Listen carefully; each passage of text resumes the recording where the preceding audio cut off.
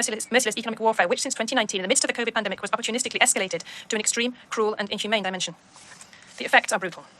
The United States government is pressuring entities for them not to provide the oxygen of medicine, which are needed in Cuba to face the pandemic. Our Cuban scientists created vaccines and developed the ventilators which were needed to save the country and which we put at the disposal of other countries of the world as well. With surgical and vicious precision, they calculated both in Washington and Florida how to inflict the greatest possible damage to Cuban families. The United States continues its actions and has tried to prevent the supply of fuel and lubricants to our country, which would be unthinkable in times of peace. In a globalized world, it is not only absurd, but criminal to prohibit access to technologies, including medical equipment, which have over 10% of United States components. It is shameful, their action against medical cooperation provided by Cuba to numerous nations. It even goes so far as to openly threaten sovereign governments for requesting this contribution and meeting the needs for public health amongst their populations. The United States is depriving its citizens of the right to travel to Cuba, defying its own constitution. The intensification of the blockade has an impact on migratory flows in our country over the last few years, which means a painful cost for Cuban families and has demographic and economic consequences of an adverse nature for the nation. The government of the United States lies and causes great harm to international efforts to combat terrorism when it accuses Cuba, in an utterly baseless way, of being a sponsor of this scourge. Under the shield of this arbitrary and fraudulent accusation, they extort hundreds of banking and financial entities throughout the world and force them to choose between continuing their relations with the United States or maintaining their links with Cuba. Our country is truly under siege. It's suffering from a cruel, silent, extraterritorial economic war. This is accompanied by a powerful political machinery for destabilization, with vast funds approved by the United States Congress, with the aim of capitalizing on the shortfalls caused by the blockade and undermining the constitutional order of the country and its people's serenity. Despite the hostility of this government, we will continue to build bridges with the people of the United States, as we do with all peoples of the world. We will strengthen still further the links with Cuban immigrants in any part of the world. President, promoting and protecting human rights is a shared ideal, which requires a genuine spirit of respect and constructive dialogue between states. Regrettably, 75 years since the adoption of the Universal Declaration of Human Rights, reality is very different from this. This has become a political weapon for powerful nations who seek to force their geopolitical designs upon independent nations, mainly those from the South. No country is immune from challenges, and none has the authority to consider itself an example in terms of human rights and to stigmatize other models, cultures, or sovereign states. We defend dialogue and cooperation as effective ways to promote and protect human rights without any politicization or selectivity, without applying double standards, conditions, or pressure. In this spirit, Cuba has presented its candidature to the Human Rights Council for 2024 to 2026, in the elections which will take place on the 10th of October. We are grateful in advance for the trust of those countries which have already provided their valuable support. If we are elected, the voice of Cuba will continue to stand up for a universal vision, as seen from the South, of the legitimate interests of developing countries, including constructive commitment and the unavoidable responsibility to the full achievement of all human rights for all. Cuba will continue to bolster its democracy and its socialist model, which, although it is buffeted, has shown what a developing country can do, even if it is small in size and with scant natural resources. We will continue our transformative efforts to seek exits from the siege which is imposed upon us by the United States imperialism and ways to achieve the prosperity with social justice that our people deserves. In this endeavour, we will never renounce the right to defend ourselves. President, distinguished heads of delegation and other representatives, I conclude by extending an invitation to all of you to work to overcome differences and to address shared challenges urgently. To do this, the United Nations and this General Assembly, including with all their limitations, are the most powerful instrument that we have. You can always count upon Cuba to defend multilateralism and together to promote peace and sustainable development for all. It will always be an honour to fight for justice, sharing the difficulties and challenges with the peoples of the South, who are ready to change history. We will prevail. Thank you very much. On behalf of the Assembly, I wish to thank the President of the Republic of Cuba for the statement just made, and I request protocol to escort His Excellency.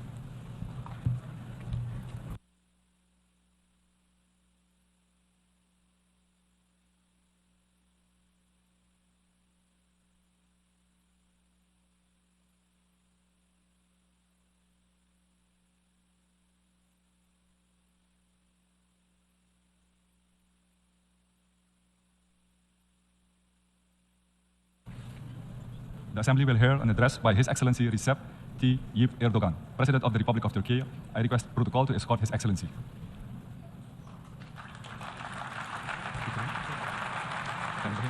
On behalf of the General Assembly, I have the honor to welcome His Excellency Recep Tayyip Erdogan, President of the Republic of Turkey, and to invite him to address the Assembly.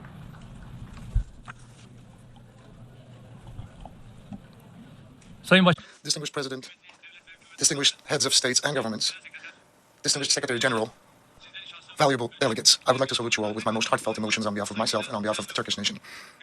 I would like to congratulate Mr. Perosi, who successfully completed his term as President of the 77th General Assembly of the United Nations, and wish all the success to Mr. Francis, who is taking over his duty.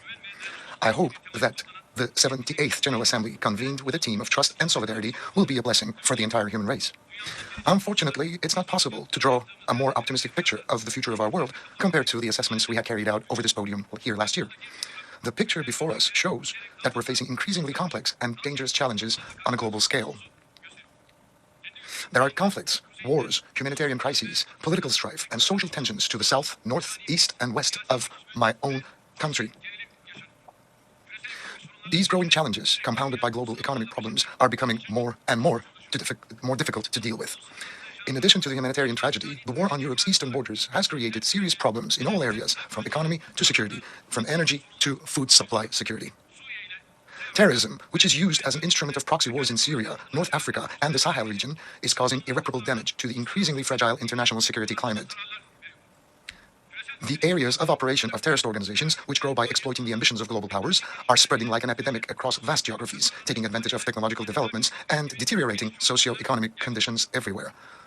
The signs of xenophobia, racism, and Islamophobia, turning into a new crisis, have reached alarming levels in the last 1 year. No matter which corner of the world we shall live in, climate change and related natural disasters have become a reality in our daily lives, and of our daily lives. On the morning of February the 6th, 2023, Turkey faced, in the words of the Secretary General, quote, one of the biggest natural disasters of the century, both in terms of its magnitude and the area it affected. It's impossible for us to forget the sincerity of the international community, including that of the United Nations, in responding urgently to our appeal for help, the self-sacrificing efforts, and the generous support provided to our country. The friendship shown to our country on this very dark day, when more than 50,000 people have lost their lives and 850,000 buildings were destroyed and cities sheltering millions of people were virtually leveled to the ground, was an important source of consolation for us. We have friends from all across the globe, from 100 countries. I would like to thank you sincerely for the helping hand you have so generously extended to us. Our efforts are underway in an uninterrupted fashion in order to reconstruct our destroyed cities and the buildings in there. And a few days ago, Libya, with which we have strong historical ties, was subjected to heavy destruction and significant loss of life caused by storms and floods. Following the disaster, Turkey immediately mobilized to help Libya, where 12,000 people have lost their lives and thousands are still unaccounted for. Within the first phase, we've sent 3 vessels and 3 planes, along with 567 personnel, relief personnel, hundreds of vehicles, and thousands of tons of food, shelter, and sanitary supplies. Our non-governmental organizations are also participating in the relief efforts in that region with their own means and their capabilities. As a country that stands by the side of the victimized and oppressed people, wherever they might be in the world, we haven't and we will not leave our Libyan brothers and sisters alone. And the friendly countries hopefully will be mobilized in order to extend a helping hand to Libya. And I would like to wish an expeditious recovery to our Moroccan brothers and sisters who were hit by a very strong earthquake, just like the one we had recently experienced. Distinguished delegates, we are pleased to see that this year's theme of the General Assembly is in line with Turkey's goals, because our vision of the Turkey's century, which we started to realize in the 100th anniversary of our republic, is the most concrete expression of this overlapping vision. A vision that eliminates global injustices, addressing economic inequalities, and producing peace, security, stability, and prosperity. Effective, inclusive, that embraces humanity. In short, it's our call for the establishment of an international system for the benefit of entire humanity, and this vision is finding more and more resonance. We agree with the distinguished Secretary General, Mr. Guterres' recent observation, whereby he stated that the institutions established after the Second World War no longer reflect today's world. This statement expresses our call for the world is bigger than 5. The Security Council has ceased to be the guarantor of world security and has become a battleground for the political strategies of only 5 countries. We consider the recent events taking place in Cyprus as a manifestation of this hollowed-out institutional structure that doesn't inspire justice and trust anymore. As a country that has pioneered numerous initiatives to strengthen peace and stability, we attach great importance to Mr. Guterres' call for a new agenda for peace. With this understanding, since the beginning of the Russian-Ukrainian war, we have been endeavoring to keep both our Russian and Ukrainian friends around the table with a thesis that war will have no winners and peace will have no losers. We will step up our efforts to end the war through diplomacy and dialogue on the basis of Ukraine's independence and territorial integrity.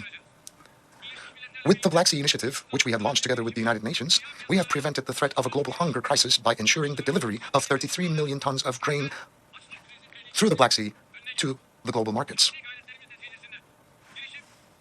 However, the failure to implement this agreement in all its elements has left the world facing a new crisis. This initiative had been extended 3 times, in part with my efforts. This humanitarian bridge that extends to the countries that are in dire need will hopefully benefit from our arrangements and from our negotiations. We have a new plan whereby another 1 million tons of grain will be released to the countries in dire need around the world. Our aim is to make the greatest possible contribution to the world peace and prosperity in the face of the conflicts around us. The humanitarian tragedy in Syria is now marking its 13th year, and it's worsening the living conditions of everyone in the region, regardless of their origin and their faith. We are the only country to take a principled, constructive, and a fair stance against developments that threaten Syria's political unity, social integrity, and economic well-being. It's becoming increasingly important to end the crisis in the south with a comprehensive, lasting, and a sustainable solution which meets the legitimate expectations of the people.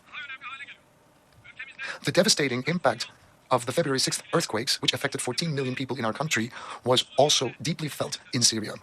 Especially in northwestern Syria, the already troubled humanitarian situation has only worsened. It's unfortunate that the United Nations cross-border humanitarian aid operations in the region was interrupted at such a time. As Turkey, we will not leave more than 4 million people struggling to survive in the north of Syria to their fate and demise. As the construction of the settlements we lead beyond our borders are completed, we will continue to encourage the return of the refugees in our country to these settlements. However, the biggest threat to Syria's territorial integrity and political unity is the support given to terrorist organizations guided by the powers that have designs on this country.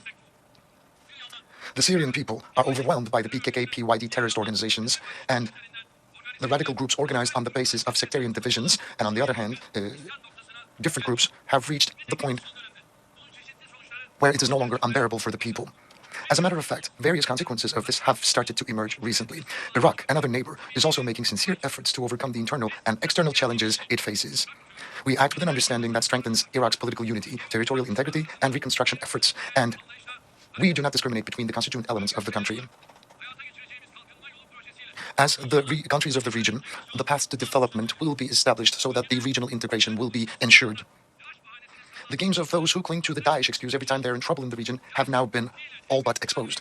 As the leader of a country that has actually fought the biggest battle against Daesh, inflicted the biggest losses on this organization, and knows the realities in front of and behind the problem, I want to speak very clearly and frankly. We are sick and tired of the hypocrisy of those who use Daesh and similar organizations as a front to their own political and economic interests in the Middle East, North Africa, and Sahel, but especially in Syria and Iraq. We're tired. The threat in these regions is not only confined to Daesh. The real threat is the terrorist organizations, paramilitary groups, mercenaries, and local elements that are used and that are being nurtured as tools of proxy wars. And whoever pays the highest price will use these elements. Despite this reality, countries that continue to work with terrorist organizations for their own political and economic interests have no right to complain about terrorism and its problems as an extension. In such a world, no one is safe, whether they live right next to a conflict zone or far away on a land surrounded by oceans. Nobody can be safe. That's why we say that under the auspices of the United Nations, we must rapidly restructure the institutions charged with ensuring the security, peace, and prosperity of the world. We must build a global governance architecture that is capable of representing all origins, beliefs, and cultures in the world with its geography and demographies. In conclusion, we say once again, with all of our hearts, the world is bigger than 5, and a fairer world is possible.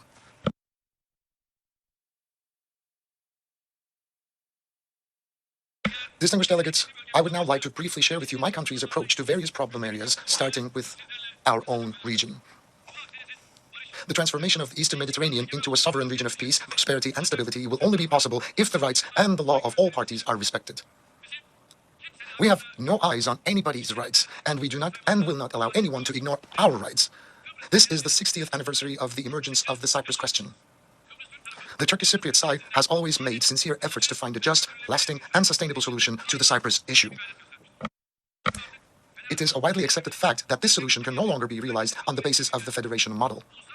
That's why we invite the international community to recognize the independence of the Turkish Republic of Northern Cyprus and to establish diplomatic, political, and economic ties with this country.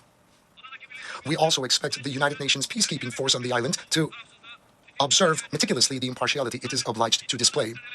We do not want this already discredited force to face another loss of credibility in Cyprus. And we are making sincere efforts for Yemen. We have strong historical ties with Yemen, and we hope and pray that this problem will be settled once and for all through unquestionable respect to the territorial integrity and unity of Yemen.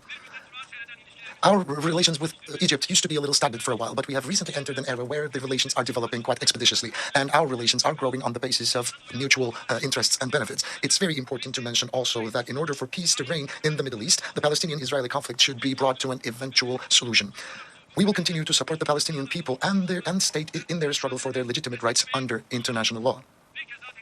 If I need to repeat once again, without the realization of an independent and geographically integrated Palestinian state based on the 1967 borders, it is difficult for Israel to find the peace and security it seeks in that part of the world. In this context, we will continue to pursue respect for the historic status of Jerusalem. In particular, we have strong political, economic, and humanitarian ties with the Balkans, going back in history, and we are working hard on bilateral, regional, and international platforms to ensure stability in this critical region of Europe and to resolve the disputes through dialogue. We actively support the process for the normalization of relations between Kosovo and Serbia, which have been strained recently. The increasingly complex nature of regional and global challenges points to the need for Turkey and European Union relations to move forward on a healthy basis more than ever before. We expect the European Union to quickly start fulfilling its long-neglected obligations towards our country. Especially, the ambiguous attitudes against Turkey should be stopped once and for all. Latin America and the Caribbean is another region where we are mobilizing all elements of our humanitarian foreign policy and where our ties of friendship are getting stronger day by day. In the forthcoming period, we aim to transform these relations into a Turkey, Latin America, and the Caribbean partnership policy. On the 60th anniversary of its establishment, the African Union is a monumental symbol of the continent taking its destiny into its own hands and standing up.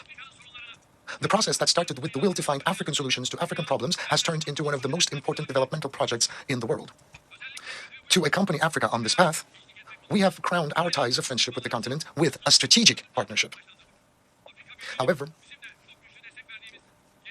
I must once again reiterate that we have welcomed the G20 membership of African Union, which we attach great significance to as well. It's a fact that the Sahel region faces serious political, economic, social, and security challenges.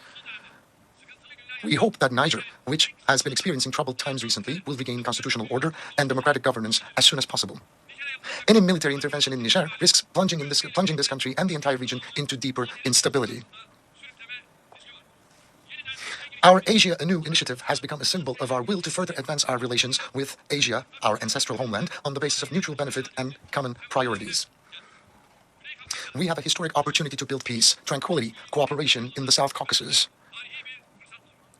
To seize this opportunity fully, we have launched a process with Armenia aiming at good neighborly relations and a full normalization. In the same spirit, we have supported the negotiations between Azerbaijan and Armenia from the very beginning. However, Armenia is not taking the utmost opportunity of this historical chance. We expect a comprehensive peace agreement to be signed between the two countries as soon as possible, and promises to be quickly fulfilled, especially the opening of the Zangezur corridor. And Karabakh is the territory of Azerbaijan. Any other status imposed will never be accepted. Everybody has the right to coexist on the Azerbaijani soil, including the Armenians, and that should be our primary goal. There will be we are moving together with Azerbaijan under the slogan, under the motto that we are two nations, one state. And the efforts for the strengthening of our cooperation with the countries of the Central Asia, where the roots of our ancient civilization lie and where we share the same culture, are currently underway. We are pleased that the Organization of Turkic States is becoming an increasingly effective regional and global actor. The Afghani people, who have been going through difficult times for half a century, are in dire need of humanitarian assistance and support, regardless of political motives. The transformation of the interim government into an inclusive administration in which all segments of society are fairly represented will pave the way for Afghanistan and will be positively received in the international arena. Another development that will pave the way for regional peace, stability, and prosperity in South Asia will be the establishment of a just and lasting peace in Kashmir through dialogue and cooperation between India and Pakistan. As Turkey, we will continue to support the steps to be taken in this direction. We emphasize at every opportunity that we respect China's territorial integrity and sovereignty. However, we will continue to express our sensitivity regarding the protection of the fundamental rights and freedoms of Uyghur Turks, with whom we have strong historical and humanitarian ties. We are a country that has extended a helping hand to Rohingya Muslims living in difficult conditions in Myanmar and Bangladesh since the first day. Our support for the displaced Rohingyas will continue until their safe, voluntary, dignified, and permanent return to their homeland is ensured. Dear delegates, Our goal of continuously improving relations with our neighbors as well as with our friends in more distant geographies is essential manifestation of our quest to respond more effectively to global challenges. And energy supply security is an important issue in the global agenda, and we have carried out significant investments in the last 2 decades in order to depend on our own means. Energy should no longer be used as an instrument of hostility, but energy should